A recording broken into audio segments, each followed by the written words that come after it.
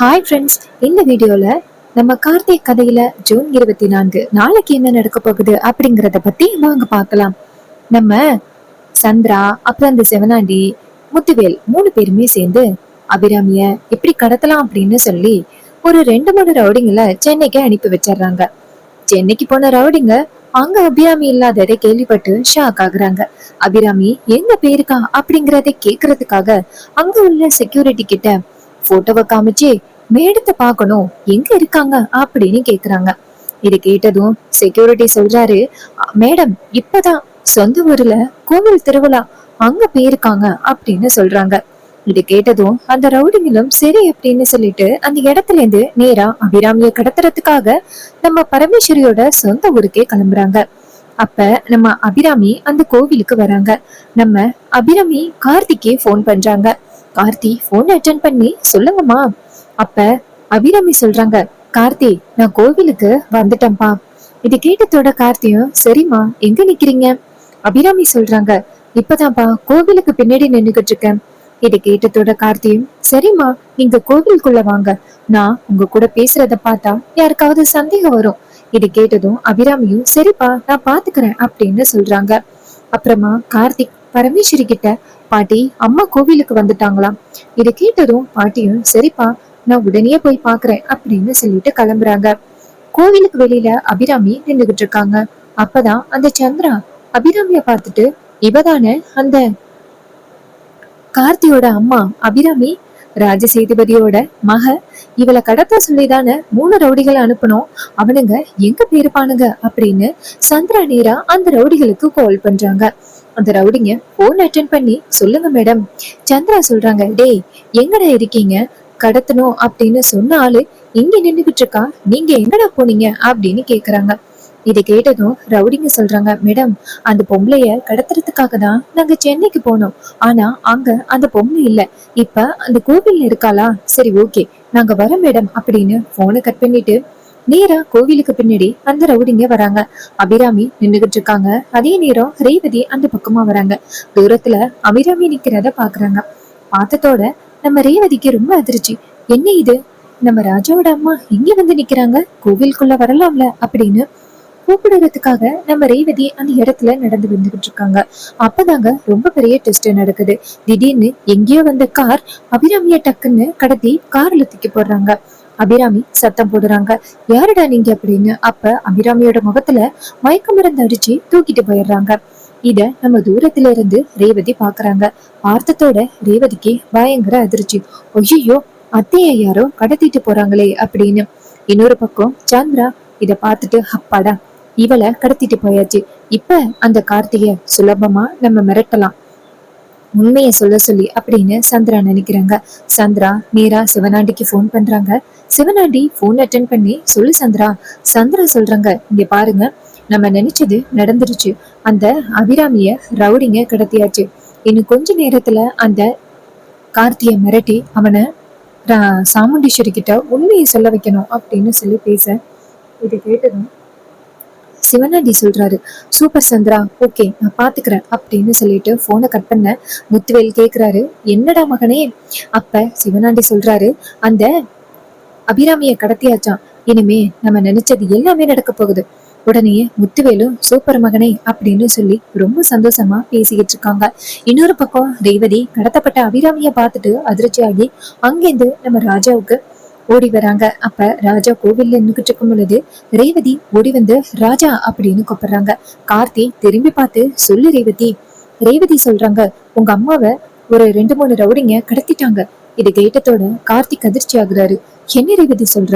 ரேவதி சொல்றாங்க, ஆமா இப்ப என் கண்ணால பார்த்தேன், அதான் உன்கிட்ட உதவி கேட்க ஓடி வந்தேன், வா சீக்கிரம் அப்படின்னு சொன்னதோட ராஜா அங்கேருந்து கோவிலுக்கு பின்னாடி ஓடுறாரு. அங்க போய் பார்த்தா யாரையுமே காணோம். அப்ப ரேவதி சொல்றாங்க, இந்த இடத்துலதான் அம்மாவை கடத்தினாங்க. அப்ப கார்த்திக் சுத்தி முத்தி பாக்குறாரு. பார்த்தா அங்க ஒரு கடை இருக்கு. அந்த கடையில ஒரு சிசிடிவி இருக்கு. உடனே கார்த்திக் அந்த கடைக்கு போயிட்டு, கொஞ்ச நேரத்துக்கு முன்னாடி இந்த இடத்துக்கு வந்த ஒருத்தவங்களை 2 3 பேர் கடத்தி இருக்காங்க, அந்த கார் எந்த பக்கம் போனுச்சுன்னு தெரியுமா?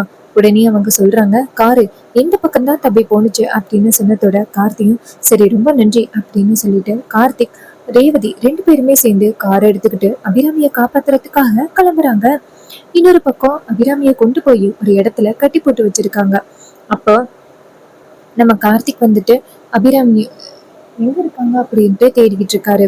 அபிராமி அந்த ரவுடிங்களை பார்த்து, டேய் யாருடா நீங்க, எதுக்கடா என்ன கடத்துனீங்க, நான் கோவில் திருவிழாவுக்கு வந்திருக்கேன், நான் யாருன்னு தெரிஞ்சிச்சுன்னா கண்டிப்பா நீங்க பாய்ந்து போயிருவீங்க, மரியாதையா என்ன விடுங்கடா அப்படின்னு சொல்லி அபிராமி சத்தம் போட அந்த ரவுடி சொல்றான், ஏய் இதுக்கு மேல ஏதாவது பேசுன அவ்வளவுதான், எதுவும் பேசாம அமைதியா இரு அப்படின்னு சொல்லிட்டு நம்ம ரேவதிய நம்ம அபிராமிய திட்டுறாங்க. அப்ப ஒரு ரவுடி வந்து சொல்றான், டேய் என்ன ஆனாலும் சரி மேடம் சொல்ற வரைக்கும் இவளை வெளியில விடாதீங்க அப்படின்னு. இது கேட்டதும் அபிராமி அதிர்ச்சி ஆகுறாங்க. டேய் யாரு சொல்லிடா என்ன கடத்துனீங்க, எங்க அப்பா யாருன்னு உங்க எல்லாருக்கும் கண்டிப்பா தெரியும், எங்க அப்பாவுக்கு மட்டும் நீங்க என்ன கடத்தின விஷயம் தெரிஞ்சிச்சுன்னா அவ்வளவுதான், உங்களை காலி பண்ணிருவாங்க அப்படின்னு சொல்லிட்டு நம்ம அபிராமி பேச, அதே நேரம் அந்த ரவுடிங்க சொல்றாங்க, ஏய் இதுக்கு மேல ஏதாவது பேசுனா அவ்வளவுதான், வாய முறி அப்படின்னு சொல்லி அபிராமியை மிரட்டுறாங்க. அப்ப அபிராமி பயத்துல உட்கார்ந்துருக்காங்க. இன்னொரு பக்கம் நம்ம ரேவதியும் கார்த்தியும் சேர்ந்து அபிராமியை காப்பாத்துறதுக்காக கார்ல வந்துகிட்டு இருக்காங்க. அப்பதான் ரேவதி சொல்றாங்க, நம்ம எங்க பார்த்தாலும் தேடி பார்த்தாச்சு, அத்தைய யாரு கடத்திட்டு போனான்னு தெரியலையே. அப்ப கார்த்திக் சொல்றாரு, கடத்திட்டு போனவங்க ரொம்ப தூரம் போயிருக்கிறதுக்கு வாய்ப்பு இல்லை, இந்த பக்கம் செக் போஸ்ட் இருக்கு, சோ கண்டிப்பா இந்த பக்கம் போயிருக்க மாட்டாங்க, கண்டிப்பா இந்த ஏரியாவிலதான் இங்கே இருக்கணும் அப்படின்னு சொல்லிட்டு கார்த்தியும் நம்ம ரேவதியும் சேர்ந்து அந்த பக்கமா பாக்குறாங்க. அப்ப ஒரு குடோன் இருக்கு. அப்ப ரேவதி சொல்றாங்க, அங்க பாரு ராஜா அப்படின்னு. அப்ப அங்க பார்த்தா ஒரு கார் கிடக்கு. அப்ப ரேவதி சொல்றாங்க, இதே சிகப்பு கலர் கார்ல தான் அத்தைய வந்து கடத்திட்டு போனாங்க, கண்டிப்பா அத்தை இங்க இருக்கிறதுக்கு வாய்ப்புகள் இருக்கு அப்படின்னு சொன்னதோட கார்த்திக் காரை நிப்பாட்டிட்டு காரை விட்டு இறங்கி அங்கிருந்து வராரு. ரேவதி கிட்ட, ரேவதி நீ இங்கே வராத, இங்கே இரு. உடனே ரேவதியும் சரி அப்படின்னு சொல்லிட்டு இருக்காங்க. அப்ப கார்த்திக் அங்கிருந்து போயிட்டு இருக்கும் பொழுது அங்க வந்துட்டு ஒரு 2-3 ரவுடி வரான். வந்துட்டு கார்த்தியை பார்த்ததோட, இவன் யாரு, எதுக்கு இங்க வரான் அப்படின்னு, ஏய் யாரா நீ, எதுக்கடா இங்க வந்து.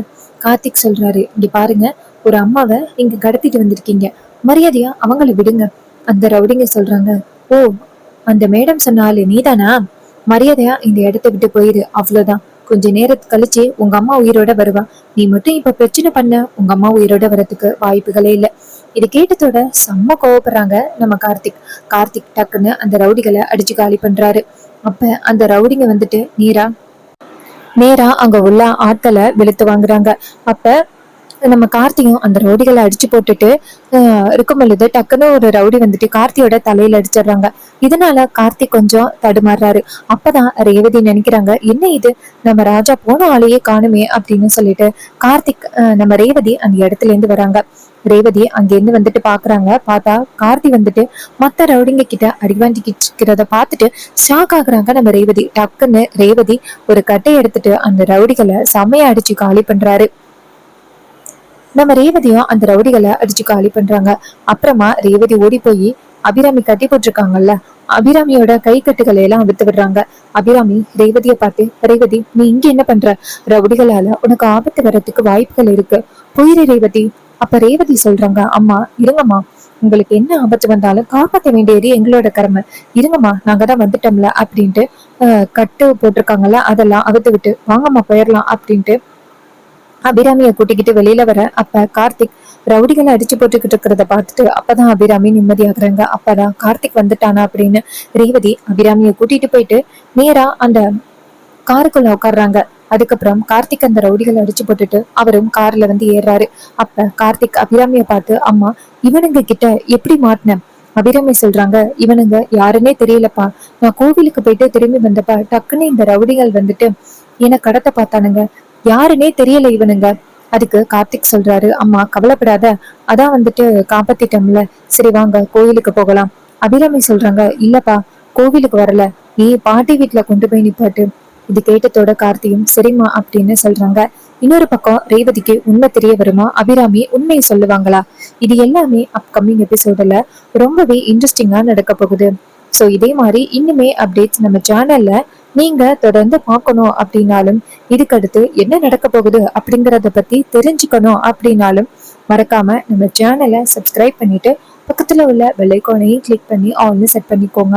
அப்பதாங்க தொடர்ச்சியா வீடியோஸ் போடும் பொழுது உங்களுக்கு நோட்டிபிகேஷன் தொடர்ச்சியா வரும், பார்க்கலாம். ஸோ இதே மாதிரி நெக்ஸ்ட் வேற ஏதாவது ஒரு வீடியோல பார்ப்போம். தேங்க்யூ ஃபார் வாட்சிங்.